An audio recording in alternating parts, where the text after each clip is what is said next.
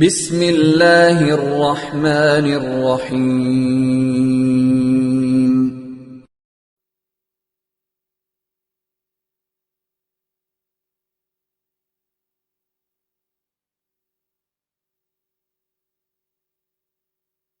نحمده ونصلي على رسوله الكريم، اما بعد فقد قال الله تبارك وتعالى كما ورد في آخر سورة الفرقان: اعوذ باللہ من الشیطان الرجیم، بسم اللہ الرحمن الرحیم۔ والذین لا یشہدون الزور واذا مروا باللغو مروا کراما والذین اذا ذکروا بآیات ربهم لم یخروا علیہا صما وعمیانا والذین یقولون ربنا هب لنا من ازواجنا وذریاتنا قرۃ اعین واجعلنا للمتقین اماما اولئک یجزون الغرفۃ بما صبروا وَيُلَقَّوْنَ فِيهَا تَحِيَّةً وَسَلَامًا خَالِدِينَ فِيهَا حَسُنَتْ مُسْتَقَرًّا وَمُقَامًا قُلْ مَا يَعْبَأُ بِكُمْ رَبِّي لَوْلَا دُعَاؤُكُمْ فَقَدْ كَذَّبْتُمْ فَسَوْفَ يَكُونُ لِزَامًا۔ صدق اللہ العظیم۔ رب اشرح لي صدری ویسر لي امری واحلل عقدۃ من لسانی یفقهوا قولی۔ اللہم ربنا الہمنا رشدنا واعصمنا من شرور انفسنا، اللہم ارنا الحق حقا وارزقنا اتباعہ وارنا الباطل باطلا وارزقنا اجتنابہ، اللہم وفقنا لما تحب وترضى، اللہم ربنا اجعلنا من عبادک المخلصین، آمین یا رب العالمین۔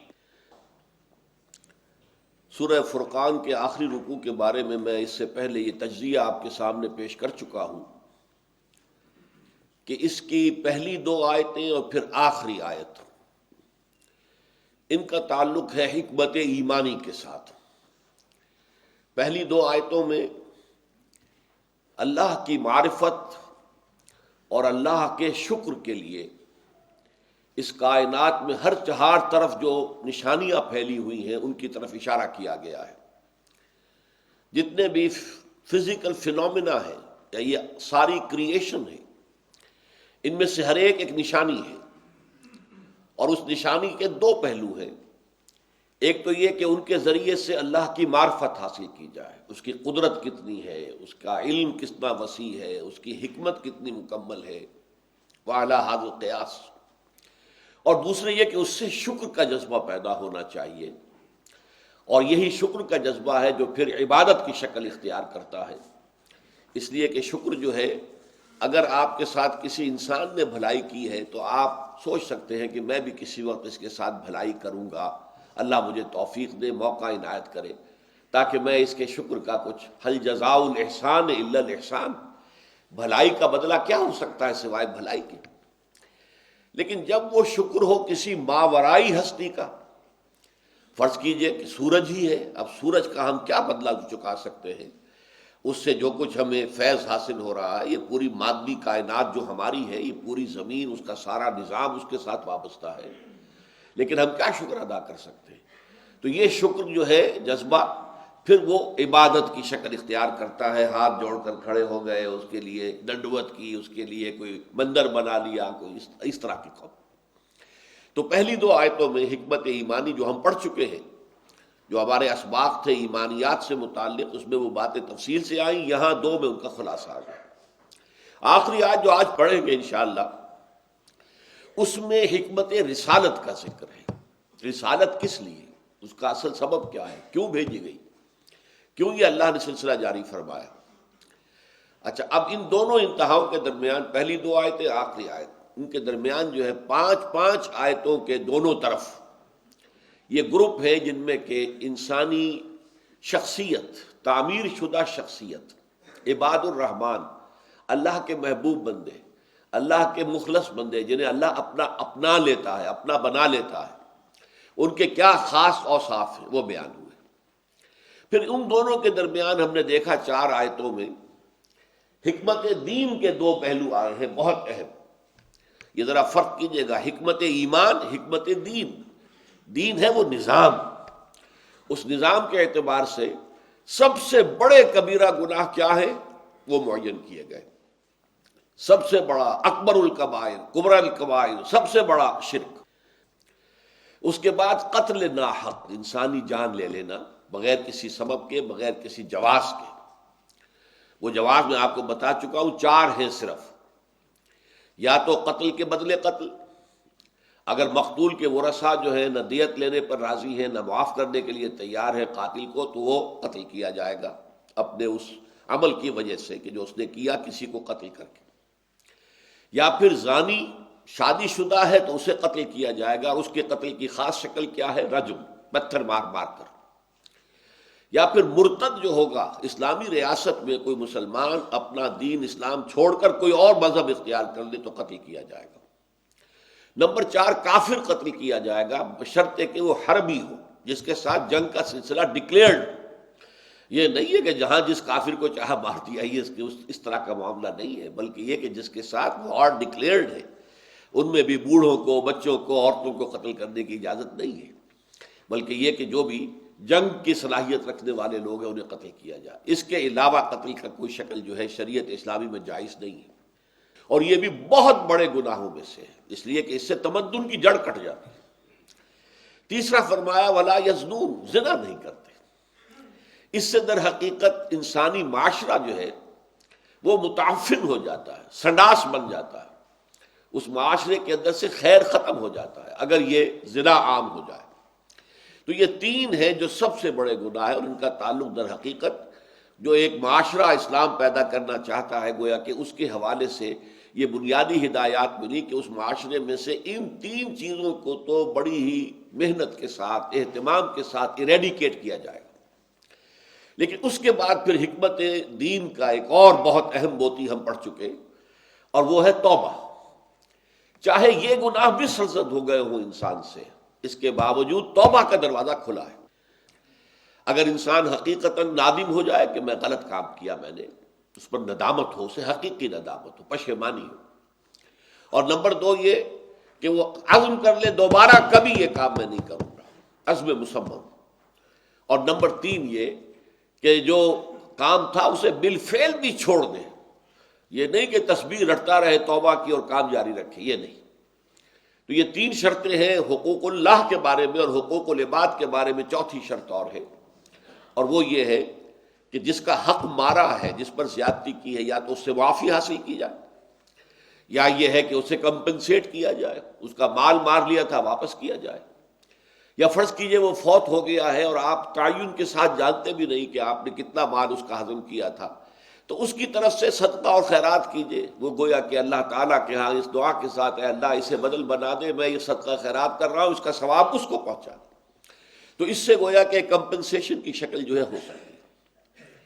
اور میں نے عرض کیا تھا پچھلی مرتبہ کہ اس توبہ کے معاملے میں جو ٹھوکر کھائی ہے عیسائیوں نے، کہ حضرت آدم سے حضرت حوا سے علیہم السلام جو خطا ہوئی، غلطی ہوئی، اور بہت بڑی غلطی تھی، اللہ کا صریح حکم تھا کہ اس درخت کے قریب نہ بھٹکنا، لیکن یہ کہ انہوں نے اس درخت کا پھل کھا لیا، شیطان کی وسوسہ اندازی، اس نے جو دھوکہ دیا، جس طریقے سے انہیں پھسلایا، وہ کھا بیٹھے۔ بہت بڑا جرم تھا، کوئی شک نہیں، حرام شے کا ارتکاب کیا، اللہ نے حرام کر دیا تھا، لیکن اس کے لیے بھی فرمایا فَتَلَقَّىٰ آدَمُ مِن رَبِّهِ كَلِمَاتٍ فَتَابَ عَلَيْهِ، آدم نے خود اللہ ہی سے کچھ کلمات سیکھ لیے توبہ کے لیے، یعنی دل میں پشیمانی تو پیدا ہو گئی تھی اور توبہ کرنا چاہتے تھے، لیکن ابھی انہیں معلوم نہیں تھا کہ کن الفاظ میں اللہ کے جناب میں ہم توبہ کریں۔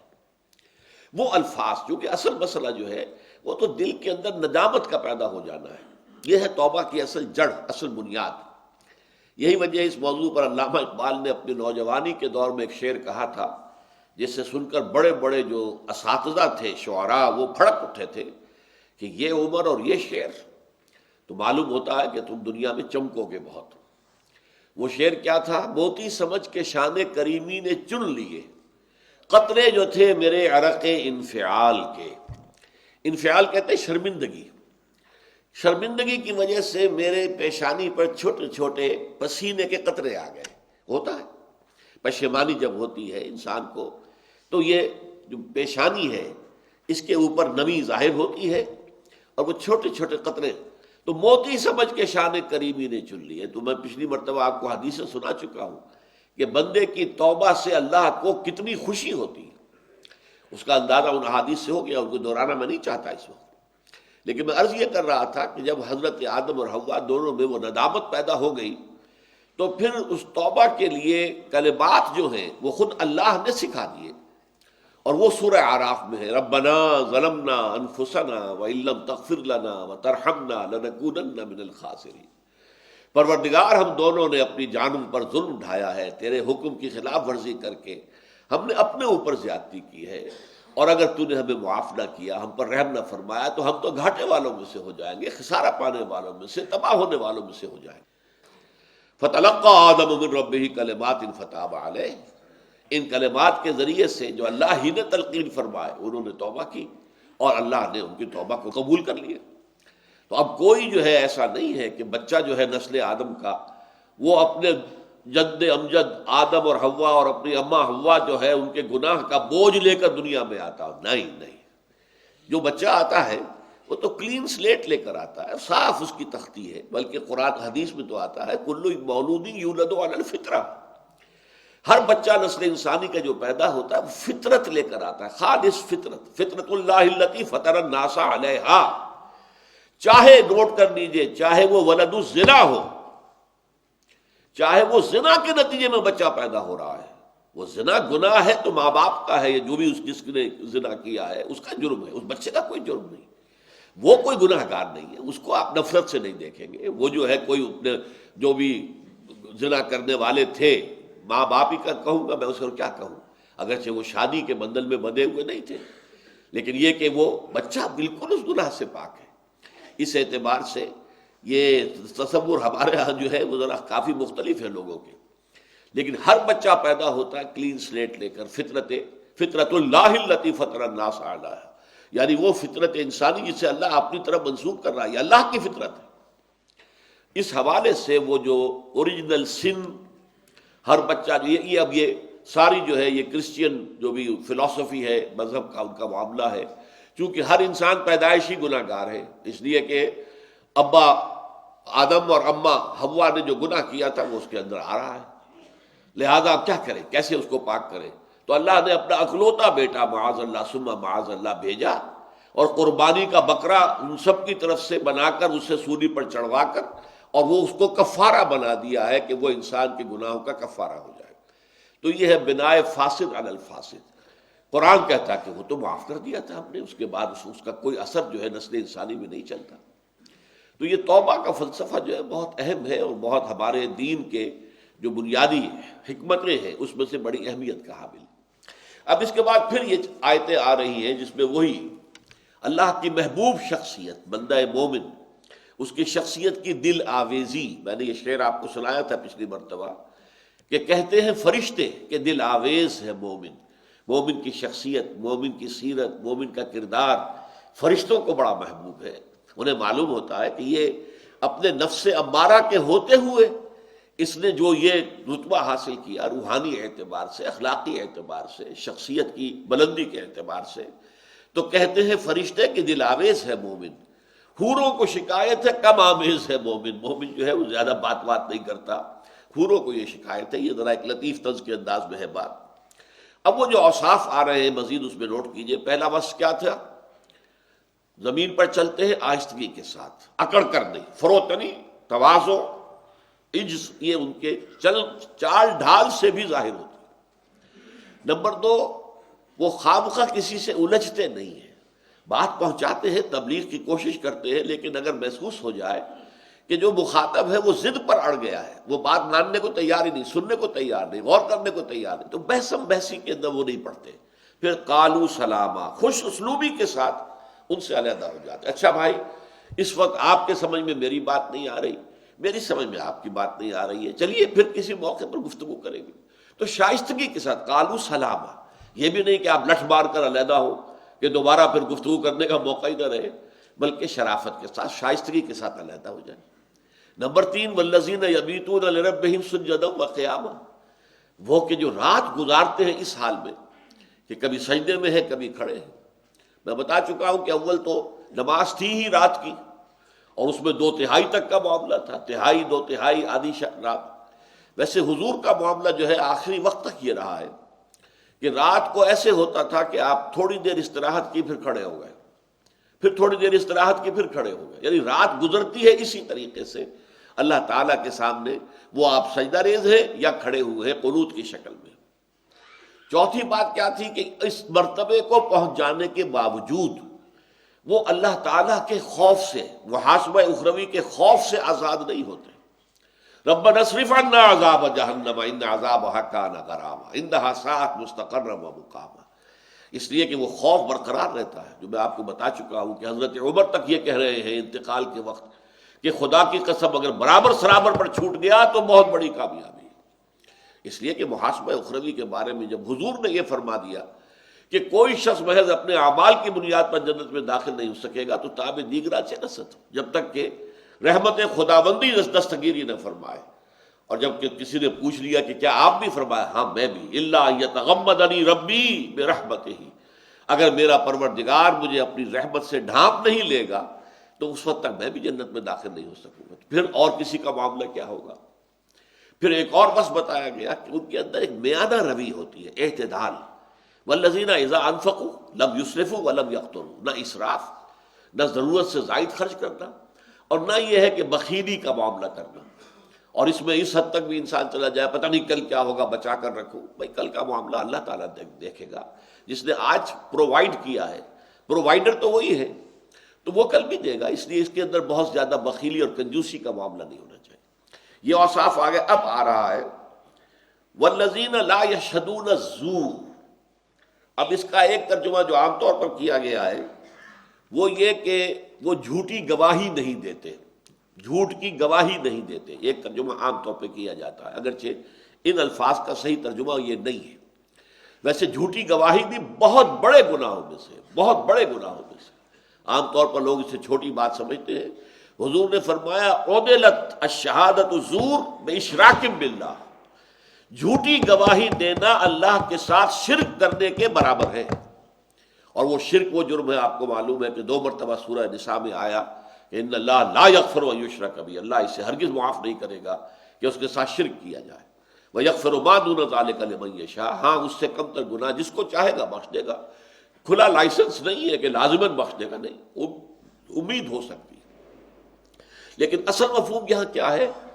وہ جھوٹ پر اپنی موجودگی بھی گوارا نہیں کرتے، شہدہ یشہد موجودگی، اس لیے کہ یہاں بالزور نہیں ہے کہ وہ گواہی نہیں دیتے جھوٹ کی، بلکہ لا یشہدون الزورا، جھوٹ پر اپنی موجودگی گوارا نہیں کرتے، یعنی جھوٹ کے کسی کام میں شامل نہیں ہوتے، غلط کام کے موقع پر اپنا وہاں موجود ہونا بھی انہیں گوارا نہیں۔ ان کے اندر حق کی اتنی حمیت ہے، اتنی غیرت حق ہے کہ جہاں کوئی ایسا معاملہ ہو رہا وہاں اپنا وجود، اپنا وہاں پہ اپنی موجودگی جو ہے وہ بھی ان کو گوارا نہیں۔ والذین لا یشہدون الزور، یہ بالکل ایسے ہی ہے جیسے کہ ہم نے جو بنیادی اوصاف تھے تعبیر سیرت کے لیے، اس میں جب آیا تھا کہ والذین هم للزکاۃ فاعلون، اب ایک زکوٰۃ کے لیے لفظ آتا ہے قرآن میں ایتاء الزکاۃ، وہ تو ہے اصل میں وہ نظام جو زکوٰۃ کا بنا ہے بعد میں، وہ تو مدینے میں آ کر بنا ہے نا، تو مدینے میں آ کر یہ نصاب ہے، جس کے پاس 7 تولے سونا ہے، جس کے پاس 52 تولے چاندی ہے، وہ صاحب نصاب ہو گیا، اب اس میں سے وہ زکوٰۃ دے گا۔ جو صاحب نصاب نہیں ہے وہ زکوٰۃ وصول کر سکتا ہے، لیکن یہ کہ شروع میں جب کہ ابھی کوئی نصاب تھا ہی نہیں، ابھی زکوٰۃ کی فرضیت آئی نہیں تھی، تو فعل الزکوٰۃ کیا ہے؟ مسلسل تزکیہ کرتے رہنا۔ آدمی کے پاس ایک روٹی ہے تو یہ ظاہر بات ہے کہ اس کے اوپر زکوٰۃ تو عائد نہیں ہوتی نا، لیکن وہ اس ایک روٹی میں سے بھی آدھی روٹی کسی دوسرے کو دے دیتا ہے، تو یہ بہت اونچا کام ہے، بہت بڑا کام ہے، بہت اعلیٰ کام ہے۔ تو یہ تزکیے کے لیے، اپنے نفس کے تزکیے کے لیے، اپنے نفس کو رذائل سے بچانے کے لیے مسلسل خرچ کرنا، مسلسل خرچ کرنا، یہ ہے فعل زکوٰۃ۔ والذین هم للزکاۃ فاعلون، ایتاء زکوٰۃ اور ہے اور فعل زکوٰۃ اور ہے۔ اسی طریقے سے جھوٹ کی گواہی دینا تو بہت بڑی بات ہے، بہت دور کی بات ہے، جھوٹ پر اپنی موجودگی بھی گوارا نہیں کرتے. وَإِذَا مَرُّوا بِاللَّغْوِ مَرُّوا كِرَامًا، اور جب ان کا گزر ہو جاتا ہے کسی لغو کام پر تو باعزت طور پر گزر جاتے ہیں، اس میں ملوث نہیں ہوتے.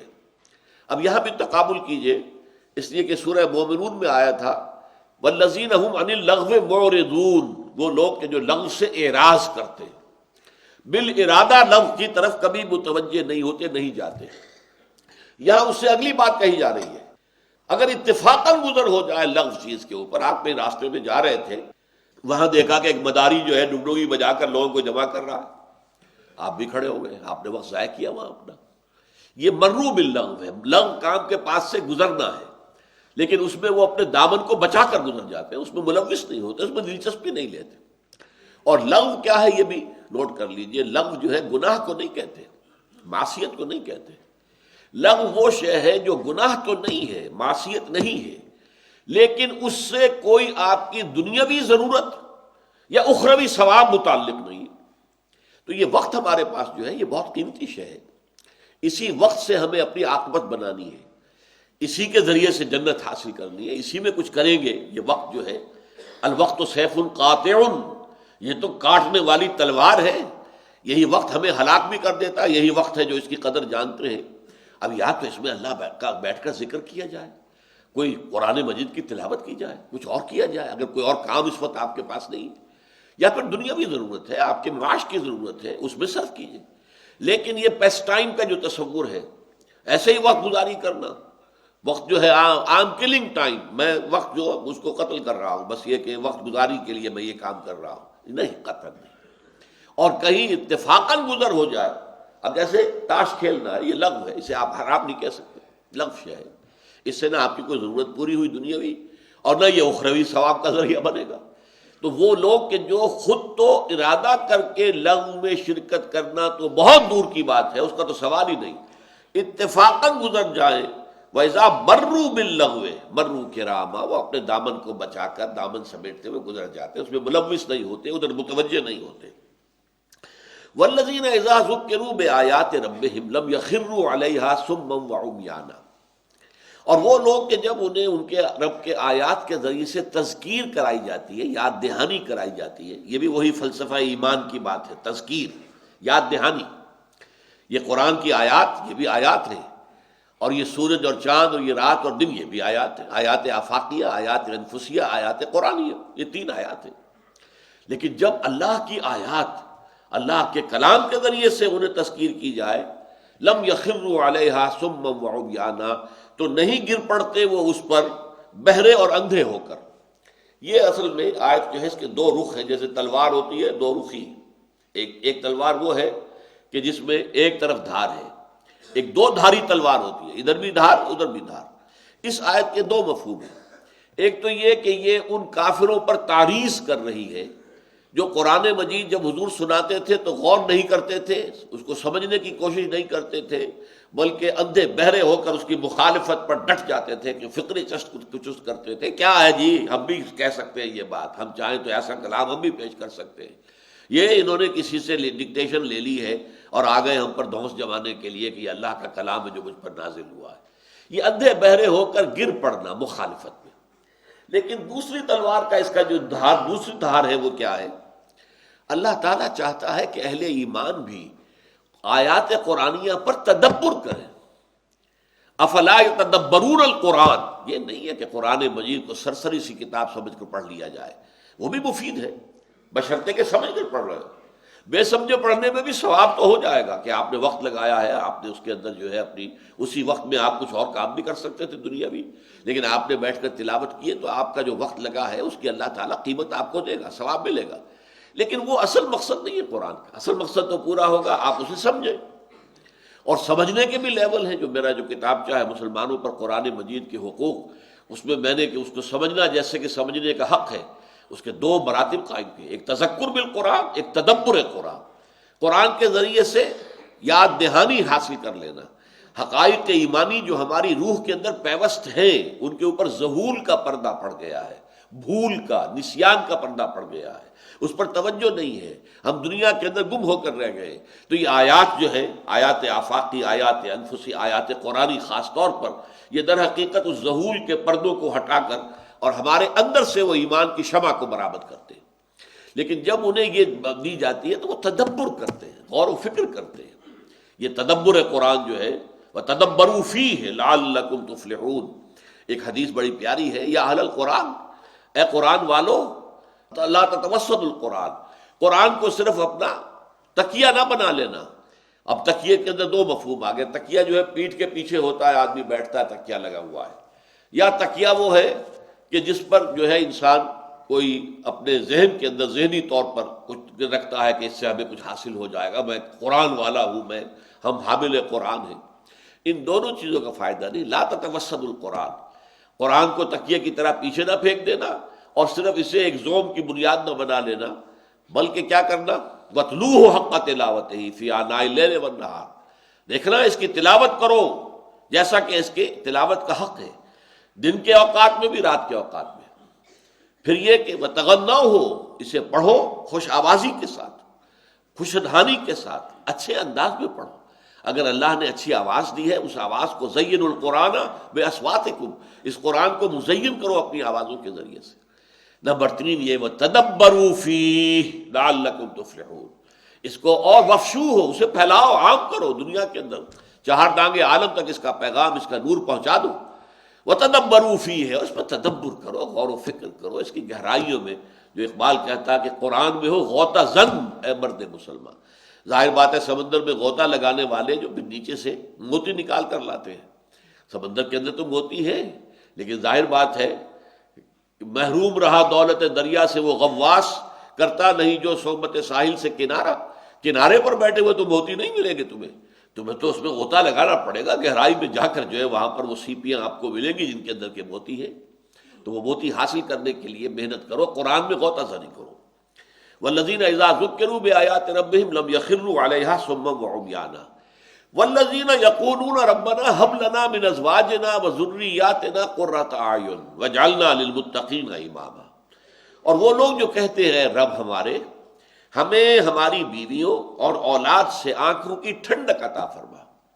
یعنی یہ کہ بندہ مومن جو ہے وہ یہی چاہے گا، میری بیوی بھی مومنہ ہو، متقیہ ہو، اس کے اندر بھی عبادت کا ذوق ہو، اللہ تعالیٰ کے ساتھ اس کا تعلق ہو، میری اولاد جو ہے وہ بھی اسی راستے پر چلے، وہ بھی مومن، مسلم اور متقی بن کر اٹھے۔ تو یہ ان کی خواہش ہے، اور یہ بات بڑی اہم ہے۔ انسان کی اندرونی شخصیت جو ہے، اس کا اصل پرتو جو ہے اگر آپ کو دیکھنا ہو تو اس کی اولاد کو دیکھیے کہ اس نے اولاد کو کیا بنانے کی کوشش کی۔ اس لیے کہ ایک آدمی اپنی جگہ پر لبادہ اس نے اوڑھا ہوا ہے بہت تقویٰ کا اور بہت دینداری کا اور بہت روحانیت کا، اور بڑی وہ سنتوں کا، چھوٹی چھوٹی سنتوں کی بھی پیروی کر رہا ہے اہتمام کے ساتھ، لیکن اولاد کو دیکھتے ہیں تو ان کو بالکل بگٹٹ چھوڑا ہوا ہے، وہ صرف دنیا کی تحصیل کے لیے، وہ تعلیم ہے تو ساری اس لیے ہے کہ دنیا میں کوئی انہیں مقام حاصل ہو جائے، معاش کا کوئی عمدہ ذریعہ مل جائے، سٹیٹس بن جائے، اس کے لیے کوئی ان کے اندر کوشش نہیں ہے کہ یہ لوگ اللہ کے مومن، متقی، مخلص بندے جو ہیں مسلم و مومن بن کر اٹھے نہیں۔ تو معلوم ہوا کہ ان کا ویلیو سٹرکچر کیا ہے، اصل اقدار جو ہے دل کے اندر اور ذہن کے اندر وہ کیا ہے۔ وہ در حقیقت وہ اقدار، وہ اپنا جو بھی انہوں نے ڈھونگ رچایا ہوا ہے وہ ہے، حقیقت در حقیقت وہ نہیں ہے ان کے اندر، اس لیے کہ اگر وہ ہوتی تو وہ سب سے زیادہ نمایاں نظر آنی چاہیے تھی ان کی اولاد میں۔ ہاں اولاد میں کوئی ایک جو ہے، فرض کیجئے کسی نے کو 5-6 بیٹے دیے ہیں اللہ نے، ان میں سے کوئی ایک جو ہے وہ بگڑ گیا، ٹھیک ہے، ہو سکتا ہے، اس میں کوئی عجیب بات نہیں۔ آپ کو معلوم ہے کہ حضرت نوح علیہ السلام کے 4 بیٹے تھے، 3 بیٹے ان پر ایمان لائے، ان کے ساتھ تھے، حضرت سام، حضرت حام، حضرت یافس۔ 4تھا بیٹا جو تھا کنعان، وہ کافر رہا، مشرک رہا، وہ غرق ہوا، ان کی نگاہوں کے سامنے غرق ہوا۔ یہ ہو سکتا ہے، لیکن 3 بیٹے تو تھے نا، اور ان کے ساتھ تھے، اللہ نے ان کو اپنے باپ کے نقش قدم پر چلنے کی توفیق دی تھی۔ پھر دنیا میں ایسی عظیم ہستیاں بھی گزری ہیں، میں تو حیران ہوتا ہوں، اللہ تعالیٰ کا فضل و کرم کسی پر ہوتا ہے تو کتنا ہوتا ہے، بے حد و حساب۔ آپ کو معلوم ہے کہ امام ربانی حضرت مجدد الفسانی رحمۃ اللہ علیہ کے 4 بیٹے تھے، چاروں اسی راستے پر جو باپ کا راستہ تھا اس کے اوپر ہر ایک چمکا ہے، وہ ہدایت کا ایک مینارہ بنا ہے، کوئی بھی جو ہے ان میں سے کسی دوسری طرف کسی غلط راستے پر پڑنے والا نہیں تھا۔ اسی طرح مجدد 12ویں صدی کے، یہ 11ویں صدی کے مجدد تھے، مجدد الف ثانی، دوسرا 1000 سال شروع ہوا تو پہلے اس دوسرے 1000 سال میں پہلے آئی 11ویں صدی، تو 11ویں صدی کے مجدد ہیں حضرت احمد سرہندی رحمۃ اللہ علیہ۔ 12ویں صدی کے مجدد حضرت شاہ ولی اللہ دہلوی رحمۃ اللہ علیہ، ان کو بھی اللہ نے 4 بیٹے دیے، اور ان میں سے 3 جو ہیں وہ تو ایسے چمکے ہیں۔ شاہ عبد العزیز تفسیر عزیزی لکھی انہوں نے، اور بہت بڑا مدرسہ ان کا تھا شاہ عبد العزیز کا، جس سے کہ وہ دین کی تعلیمات پھیلا رہے تھے۔ شاہ عبد القادر نے قرآن مجید کا با محاورہ ترجمہ کیا، آج تک موسٹ اوتھینٹک ترجمہ وہی ہے۔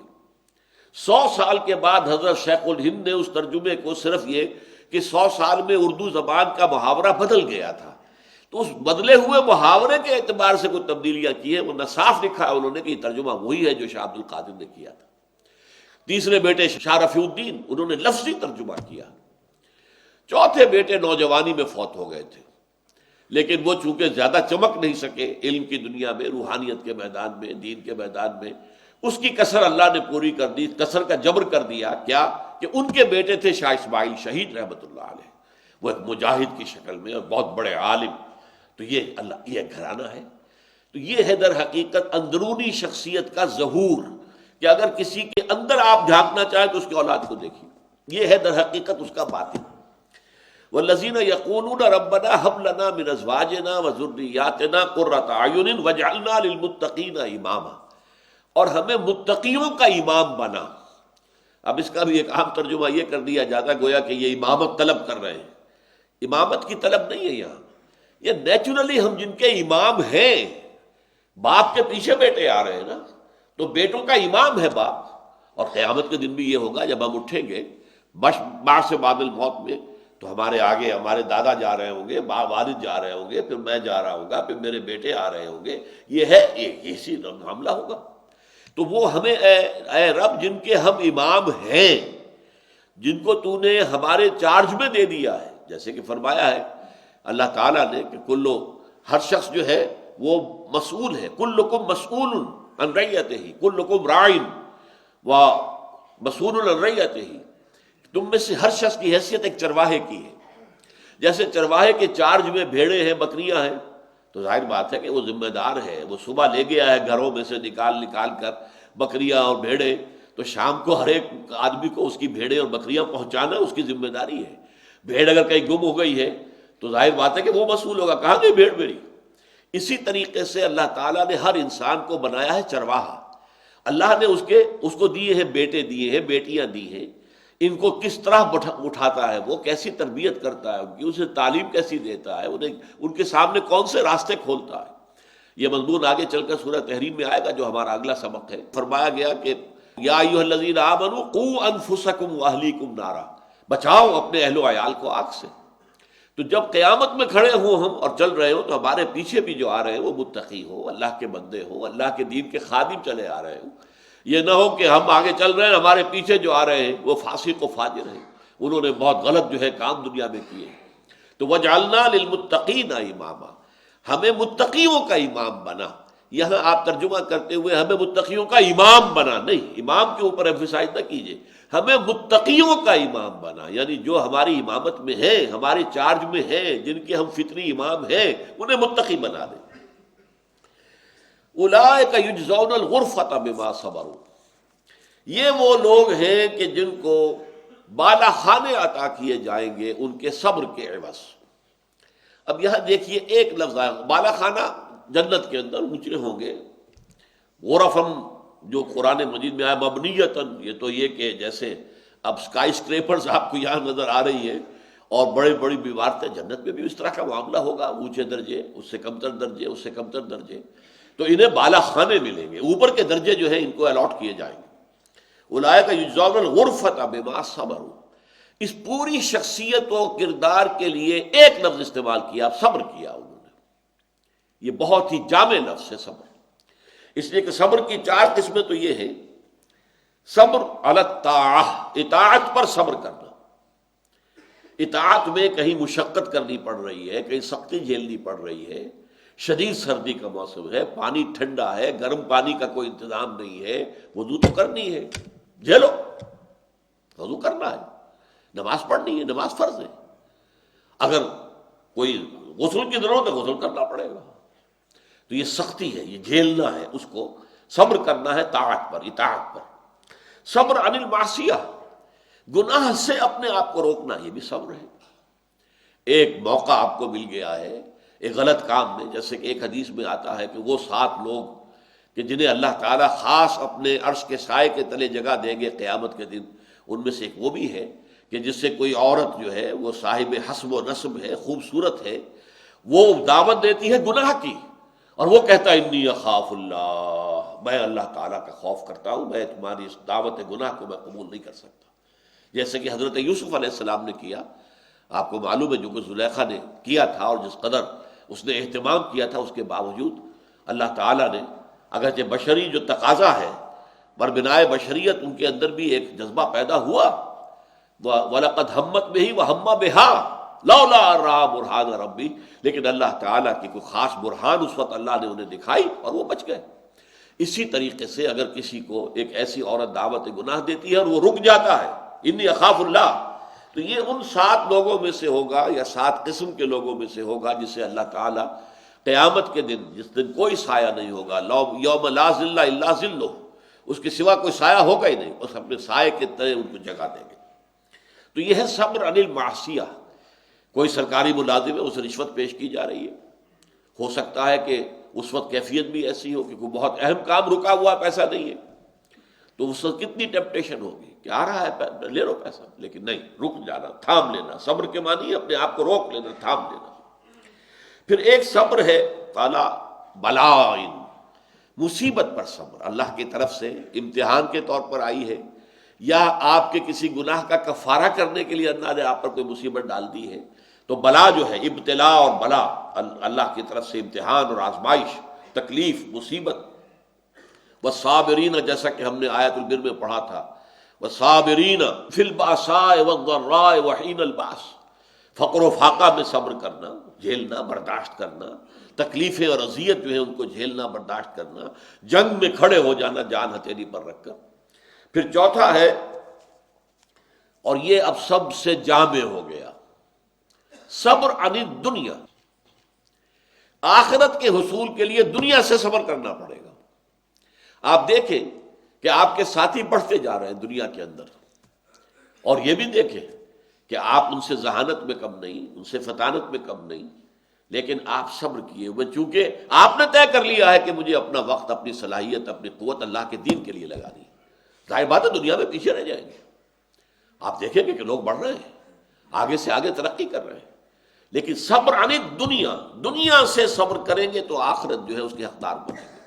اللہ تعالیٰ پھر آخرت کے راستے جو ہے وہ کھولتا چلا جائے گا، اس کے لیے آپ کو ان اعمال کی توفیق دے گا کہ جن سے آخرت کی کامیابی جو ہے وہ حاصل کی جا سکتی ہے۔ تو اولئک یجزون الغرفۃ بما صبروا، یہ وہ لوگ ہوں گے کہ جنہیں جنت کے بالا خانے، اونچے درجے، وہ ان کو دیے جائیں گے، اور ان کے صبر کے سبب سے، جو انہوں نے صبر کیا دنیا کی زندگی میں۔ وَيُلَقَّوْنَ فِيهَا تَحِيَّةً وَسَلَامًا، اور جنت میں ان بالا خانوں میں ان کا استقبال ہوگا، انہیں ہاتھوں ہاتھ لیا جائے گا، ان کے لیے استقبال ہو رہا ہوگا، انہیں سلام کرتے ہوئے جنت کے فرشتے، سلام علیکم طبتم فادخلوها خالدین، سلامتی ہو آپ پر، آپ بڑے پاکیزہ لوگ ہیں، بہت اچھے لوگ ہیں، آپ آئیے، دروازے کھلے ہوئے ہیں۔ وسیق الذین اتقوا ربهم الی الجنۃ زمرا حتی اذا جاؤوها وفتحت ابوابها وقال لهم خزنتها سلام علیکم طبتم فادخلوها خالدین، اب آئیے اس میں داخل ہو جائیے ہمیشہ رہنے کے لیے۔ یلقون فیہا تحیۃ وسلاما، انہیں دعائیں دیں گے اور سلام جو ہے ان کو کریں گے، ان کا استقبال کریں گے۔ خالدین فیہا، اور وہ اس میں رہیں گے ہمیشہ ہمیشہ ہمیشہ ہمیشہ ہمیشہ ہمیشہ۔ حسنت مستقرا و مقاما، اس کی میں وضاحت شروع میں کر چکا ہوں پچھلے درس میں کہ یہ مقام ایسا ہے قرآن مجید کا کہ سائملٹینیس کنٹراسٹ کے لیے الفاظ لائے گئے ہیں کہ جہنم اتنی بری جگہ ہے کہ ایک لمحے کے لیے بھی داخل ہوگے تو اس کی پوری سختی جو ہے، کرختگی تم پر واضح ہو جائے گی۔ اور ہمیشہ رہنا تو توبہ ہی توبہ، توبہ ہی توبہ، اللہ تعالیٰ بچائے۔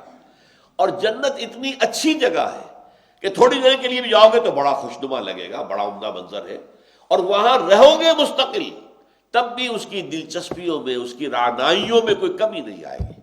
یہ جو ہوگا کہ دل اب اچاٹ ہو گیا جی، اب آپ دنیا میں تصور کرتے ہیں تو کشمیر زمین پر جنت ہے، لیکن جو لوگ وہاں رہتے ہیں ان سے پوچھئے وہ جنت ہے یا کیا ہے؟ ان کو وہاں کے مسائل زیادہ نظر آتے ہیں، برف باریاں نظر آتی ہیں، جو صورتحال ہے، تکلیف ہوتی ہے پہاڑوں کے اندر پانی کے حصول میں، اس کا آپ اندازہ کیجیے۔ تو اس حوالے سے اچھی سے اچھی جگہ سوئٹزرلینڈ ہو، کشمیر ہو، وہاں مستقل آپ کو رہنا پڑے تو پھر اس میں کوئی حسن نہیں رہے گا، پھر آدمی کا دل اکتا جائے گا۔ لیکن جنت ایسی جگہ ہے، حسنت مستقرا و مقاما۔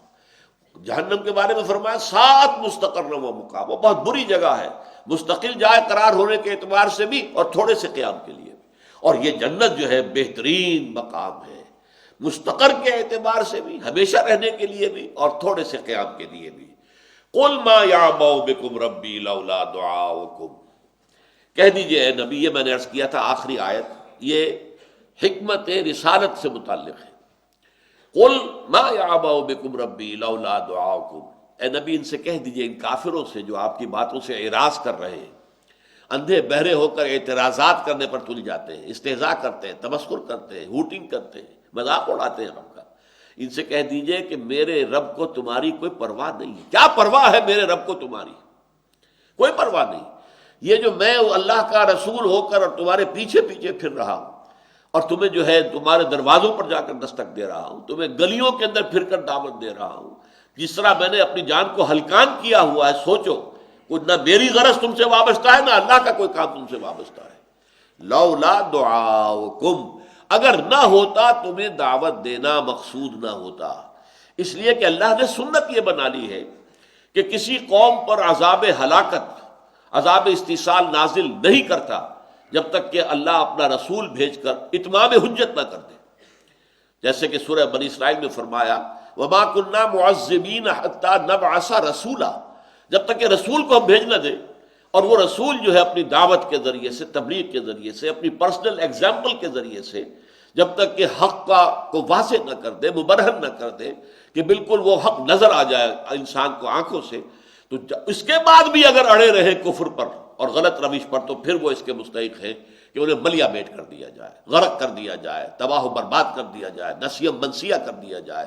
جیسے کوڑا کرکٹ جو ہوتا ہے، آپ دیکھتے ہیں لانس کے اندر یا باغات کے اندر، چمن میں ادھر ادھر جو ہے ٹوٹے ہوئے جو پتے پڑے ہیں، کچھ اور ہے، جھاڑ جھکاڑ ہے، آپ اس کو صاف کرتے ہیں علیحدہ کر کے اور آگ لگا دیتے ہیں ان کو، اس لیے کہ یہ تو بدنمائی ہے اس لان کی اور اس چمن کی اور اس باغ کی۔ تو یہ ایسی قوم، ایسے لوگ در حقیقت اس زمین کے اوپر دھبے ہیں، داغ ہیں نوع انسانی کے، گویا کہ وہ گلے سڑے ہوئے اعضاء ہیں جنہیں کاٹ دینے ہی کے اندر مصلحت ہوتی ہے۔ ہاتھ پہ گنگرین ہو جائے تو پورا بازو کاٹ دیا جاتا ہے ورنہ موت واقع ہو جائے گی، پاؤں پر گنگرین ہوا ہے پوری ٹانگ کاٹی جاتی ہے ورنہ جان جائے گی۔ تو اسی طریقے سے ان لوگوں کو جن کے اندر کوئی خیر نہیں رہا، شر ہی شر ہے، جب رسول کے آنے کے بعد بھی وہ اڑے ہوئے اپنے کفر کے اوپر، تو قل ما یعبأ بکم ربی لولا دعاؤکم، یہ اللہ کی سنت ہے۔